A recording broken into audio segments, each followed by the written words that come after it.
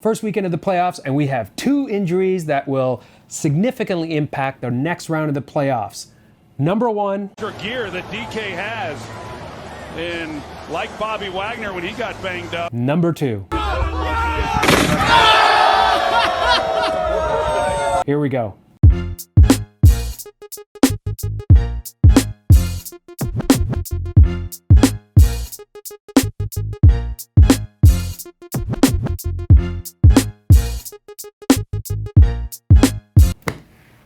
Okay, so let's start with the real one first. Gear that DK has, and like Bobby Wagner when he got banged up. Aaron Donald, the big guy, the Hulk. He's huge, and there's no way anyone can hurt him, right? Except for Russell Wilson's what? But what? Unbelievable. Did you see that? As far as we know, he had some type of a rib injury. Initially, it was released as a rib fracture, possible contusion. Then it was no fracture. And then we heard that it was a rib cartilage. What does all that mean? Cartilage? Bones? Ribs? Who cares? We do, and so does Aaron Donald. Because right now, when you saw him drop on his knees, holding his chest, what do you think was happening? Right, he was trying to breathe, and he couldn't. He had the wind knocked out of him, not just because of the fall and the impact, but because, guess what? Ribs are attached to the sternum, which forms your entire chest wall cavity. And within the chest wall cavity, you have lungs. One lung on each side with a heart in the middle, and there's pressure and volume. And whenever you get air, liquid, volume, pressure moving around in there, and you have a chest wall that's mobile, yes, the chest wall attaches to the axial spine that allows you movement, and that's how you can breathe as your diaphragm goes up and down. Pretty simple anatomy, look it up, all straightforward. However, how the heck do you get cartilage in a rib? Well, that's pretty straightforward.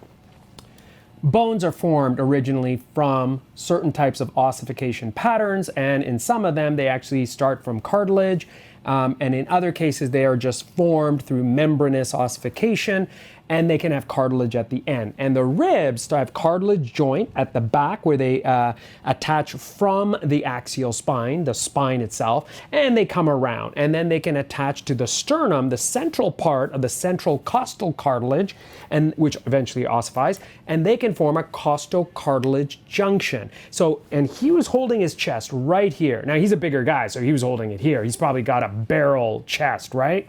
So he was holding it here, and he literally walked and dropped in agony. Agony. This is Aaron Donald. He doesn't complain about anything, right? And you saw him drop to his knees. And he plays for the Rams. And the Rams are in... So he drops to his knees, and then, boom, he is in agony. And it hurts because the chest wall wants to move when you breathe. Take a big breath in. Let's all do it right now. Forget about wellness. Let's do it. Do you feel your chest wall? Of course you don't, because there's no frickin' injury. Oops, did I just swear? Put a frickin' in there. Did I say that? Did you include that? We should have a little symbol. No swearing allowed. Kids, don't watch. Well, you can watch. Parental supervision required. Anyway, so that's going to affect the next round of the playoffs significantly because he has to play.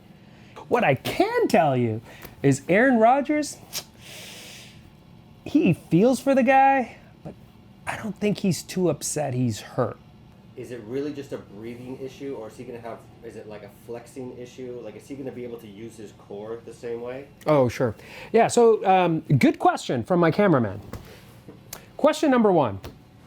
Is he going to be able to move and breathe? Well, the entire chest wall cavity, you have the upper abs, you have the extrinsic, the internal and external obliques, and you have the rectus abdominis, and you have all of these muscles that attach around the sternocostal area and the lateral abdomen, right? And so that allows you to run because it's all provides you core there Yeah, you're looking at my tie. You're looking at my face. So anyway, so it's all movement that can be affected. So when you twist, when you accelerate, when you breathe, and you may not think much of this, but these guys breathe hard and they breathe deeply, and it can hurt. Now, if you're a long distance runner or you're a true athlete, you don't get tired as often. Not because you're super amazing, well, they are, but it's because you've trained so hard and you have a lung capacity that allows you to breathe without getting fatigued. However, you suddenly splint one part of your lung, and that can dramatically affect your performance. Is there a higher likelihood that he could fracture his ribs because of that? Because they're not as stable, or is that nothing?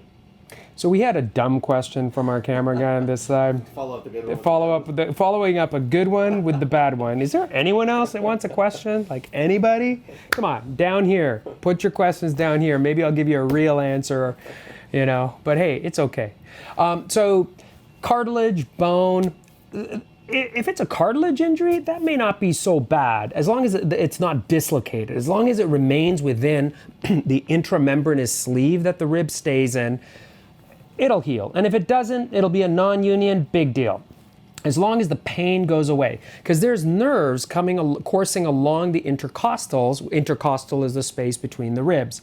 And so there's nerves coming along there, and they can actually cause the pain. So once the actual injury settles down, then it doesn't matter if it's slightly mobile. If it's a flail chest, that's a whole other situation. We're not going to talk about that.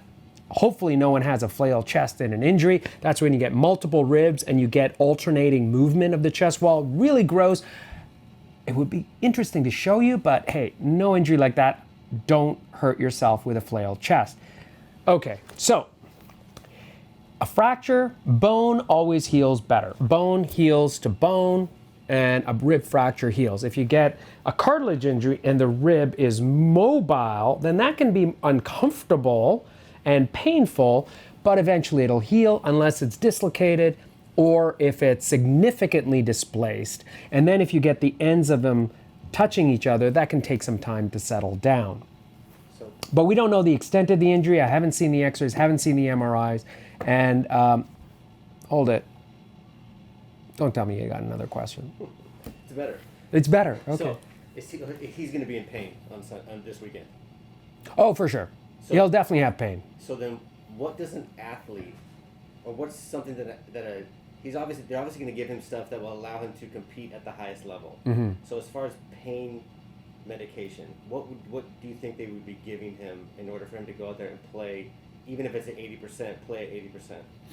Yeah, so it's a tough question. How do you treat this guy? Well, first of all, the caveat is I have not seen the images. I'm not offering medical treatment to anybody on this specific advice. I'm basically going by what I understand, and the hypothetical example, let's say he's got an undisplaced rib contusion in the area of the costocartilage. It's not fractured, it's not dislocated, there's no associated pneumo, hemo, flail chest, or any puncture whatsoever, and no hemodynamic instability. Got it? Okay.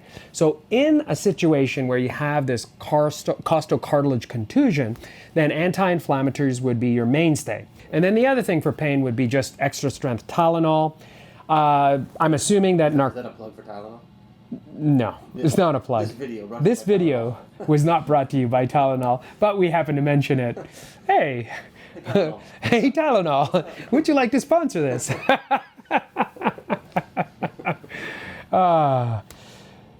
So where was I?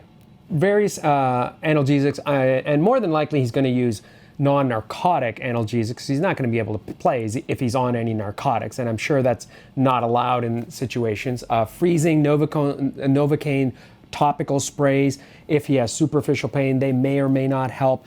Lidocaine jelly, sometimes that can help the area. But deep breathing exercise just for him to get used to the movement. They sometimes provide tape and splinting. The challenge with taping, and you've seen all, people with rock tape on their ankles and knees and elbows and stuff, but they use a similar tape, and you can actually tape the chest wall area just to provide you some support so that if it is an individual rib, it doesn't necessarily move separate from the other ribs, and you try and limit the amount of motion and you splint that part of the chest. However, that could affect his performance. So we don't know exactly what treatment he's being given or offered. And again, we don't know the exact diagnosis, specifically like medical diagnosis, not just what's in the media. And I haven't seen any of the images of his medical profile or his diagnostic images. So again, this is purely hypothetical in a general situation where you have a costocartilage contusion, which I suspect from the sounds of it, if it's not broken and they're saying it's a cartilage injury and there's no associated hemodynamic instability with hemo or pneumothorax, then absolutely, I hope he's back because we want a good playoff. We need something better for 2021. And now for something better. Bills Mafia. So, imagine you're standing on top of a van and you're about 6 feet in the air, and you decide that that plastic table on non-sturdy legs is a good place to jump. Now, if you have the flexibility and you're an athlete, you could probably jump and you have the flexibility to land because you have proprioception and balance.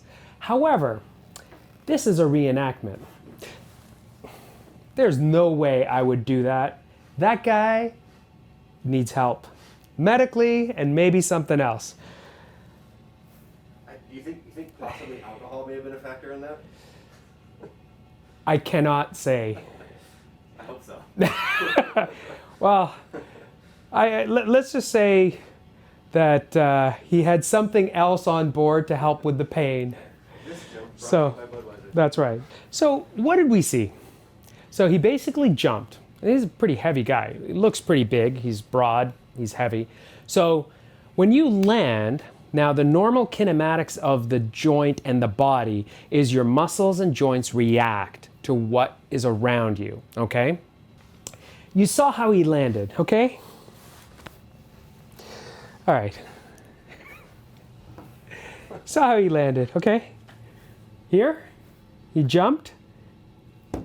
This is how he landed. There was no flex of the knee. The only flex of the knee was the altered appearance of the entire leg.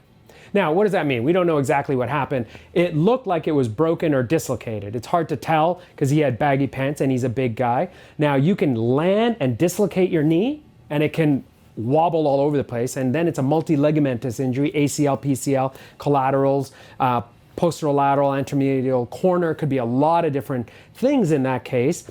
Multi-ligament injuries are brutal, long recovery. If it's a fracture, well, we could hope it's a fracture. The odds are he's a heavy-set guy, middle-aged maybe, I'm guessing, maybe with some altered intoxicants on board, and maybe he's a chronic intoxicant user. We don't know. I'm not saying he is,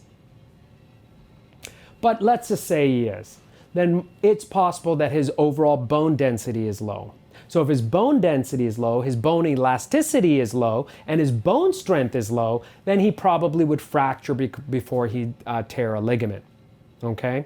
So that's why we're here. That was definitely a bonehead moment. Now, we don't know exactly what injury he had.